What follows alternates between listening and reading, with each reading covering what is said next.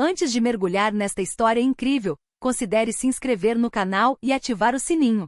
Cada história aqui tem algo a dizer, e você não vai querer perder nenhuma. Em Chicago, em um bairro modesto mas vibrante, morava Amélia Jackson, uma mulher de 26 anos com um olhar gentil e determinado. O bairro, localizado a poucos quilômetros do centro da cidade, era uma mistura de aromas de culinária tradicional, música variada que saía de janelas abertas e conversas misturadas de esperança e às vezes frustração. As ruas eram ladeadas por pequenas casas de tijolos vermelhos, algumas antigas, mas bem conservadas, outras marcadas pelo tempo e pelas dificuldades. Amélia cresceu ali, naquele ambiente familiar e comunitário onde todos se conheciam, mas onde os desafios sociais, econômicos e raciais eram onipresentes. Ela vinha de uma família negra americana com raízes profundas, cujas histórias de luta e resiliência foram transmitidas de geração em geração.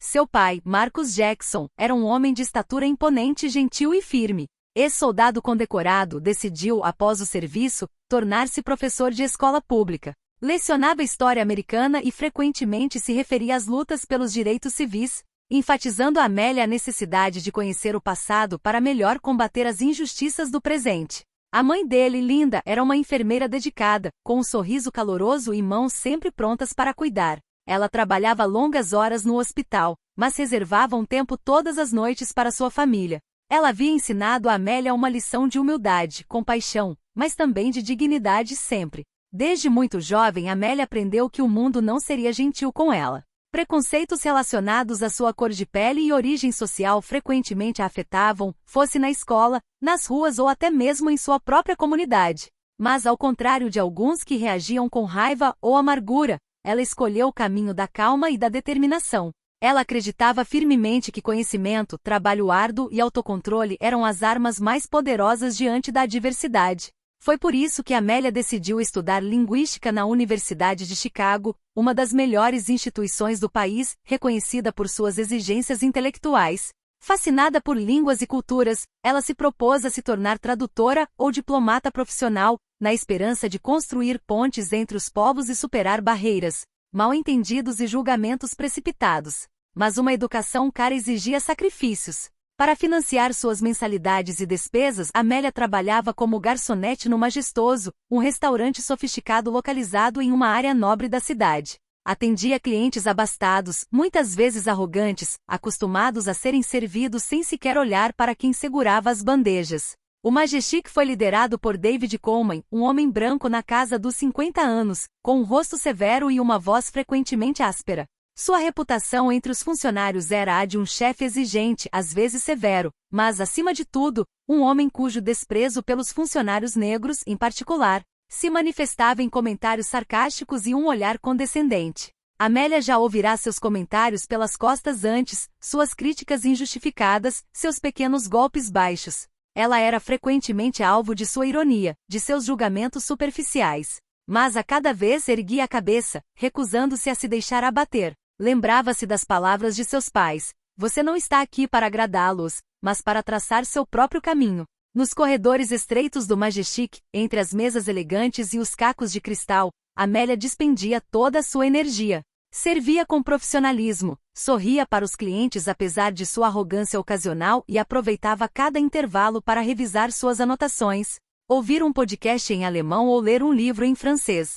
Ela sabia que sua hora chegaria, que a paciência, a perseverança e sua sede de conhecimento a levariam aonde ela sonhava estar, longe de olhares tacanhos e julgamentos superficiais. Naquela noite de outono, folhas mortas rodopiavam pelas ruas iluminadas pelos postes de luz alaranjados de Chicago.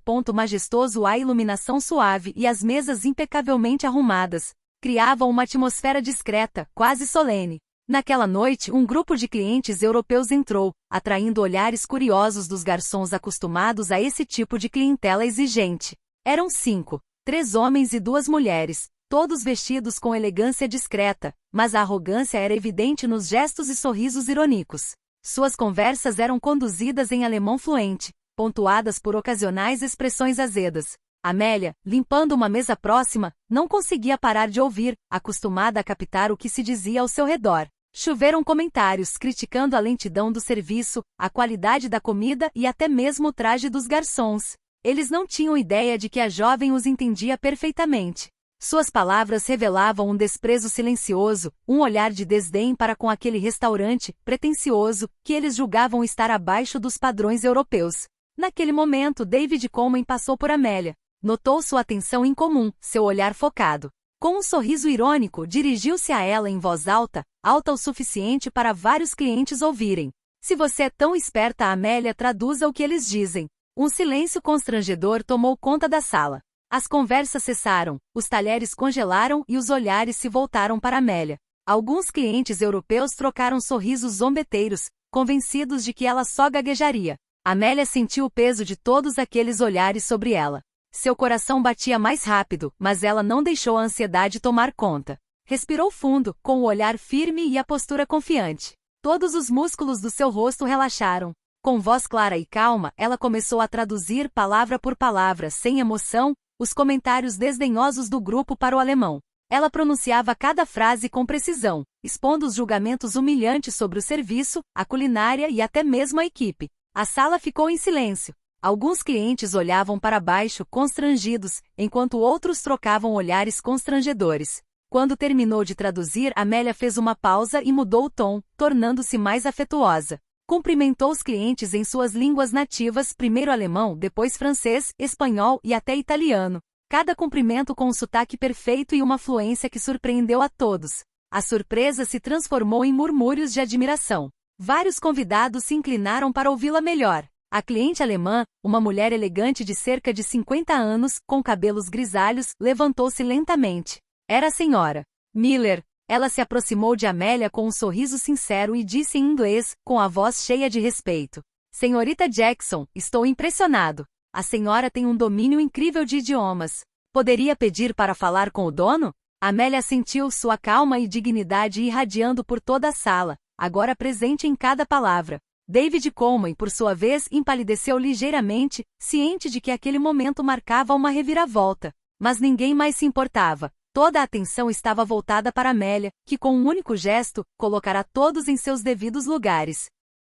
Na manhã seguinte, o sol mal atravessava as grandes janelas do majestoso, banhando as paredes com uma luz suave e dourada. Amélia chegara cedo, como de costume, com a bolsa pendurada no ombro, pronta para começar um novo dia de trabalho. No entanto, sentia que aquele dia seria diferente. Uma tensão quase palpável pairava no ar. Pouco depois de sua chegada, um assistente pediu que ela fosse ao escritório do proprietário, Charles Bennett, com o coração batendo um pouco mais rápido. Amélia subiu as escadas para o andar privativo, um espaço iluminado e elegante onde reinava uma calma silenciosa, longe da agitação do salão. Charles Bennett, um homem de cerca de 60 anos com um rosto envelhecido, mas olhos vivos e atentos, cumprimentou-o com um sorriso caloroso, porém sério.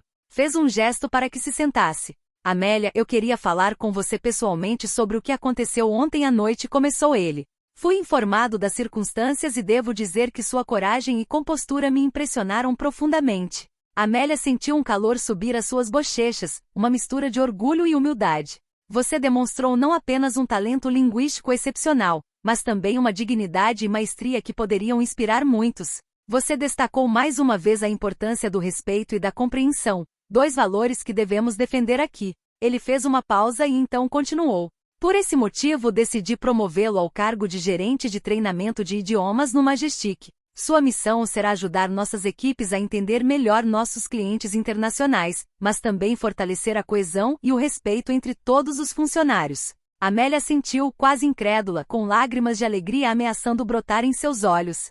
E não é só isso, acrescentou Charles Bennett, pegando o envelope lacrado de sua mesa. Também decidi lhe oferecer uma bolsa integral para continuar seus estudos na universidade. Você merece continuar crescendo e aprendendo. Alívio e entusiasmo se misturavam dentro dela como uma doce sinfonia. Esta oportunidade significava mais do que tudo, reconhecimento pelo seu trabalho, mas acima de tudo, a possibilidade de superar os limites que a vida tentará lhe impor. Enquanto isso, as notícias não eram tão boas para David Coleman. Informado sobre seu comportamento desrespeitoso e as consequências de suas palavras, o Conselho de Administração decidiu, por unanimidade, repreendê-lo severamente. Coleman foi rapidamente demitido, enviando uma forte mensagem a toda a equipe sobre tolerância zero à discriminação. As semanas seguintes foram transformadoras para Amélia. Livre do fardo dos comentários ásperos e agora apoiada pela administração, ela pôde se dedicar integralmente aos estudos e à sua paixão por idiomas. A cada dia, ela chegava à universidade convencida de que seu trabalho poderia mudar não apenas a sua vida, mas também a de outras pessoas. Seu compromisso ia muito além da linguística. Amélia tornou-se uma figura respeitada em sua universidade, não apenas por suas habilidades intelectuais, mas também por seu envolvimento em organizações que lutavam pela igualdade de oportunidades e justiça social. Ela organizou palestras e workshops e incentivou estudantes de origens humildes a acreditarem em seus sonhos. Seus pais, Marcos e Linda, eram seus pilares.